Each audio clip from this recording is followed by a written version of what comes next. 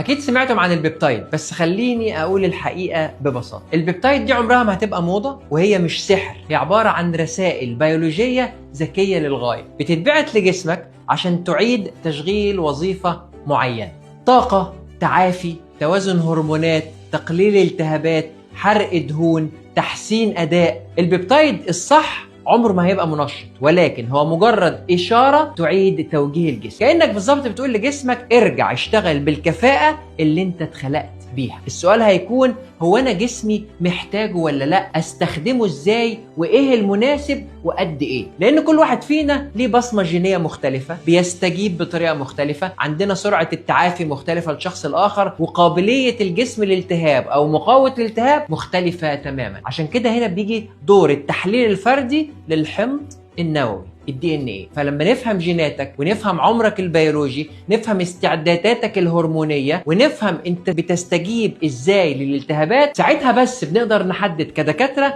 هو انت اصلا محتاج بيبتايد، ولو محتاج اي نوع وباي جرعه والمده المناسبه. انا مؤمن ان اي تدخل متقدم لازم يسبقه علم وفهم عميق، وده اللي حصل بالظبط لما رحت عملت التحاليل واخدت البيبتايد من بلو زون. لأن صحتك عمرها ما هتكون تجربة، صحتك لازم يبقى قرار مبني على علم.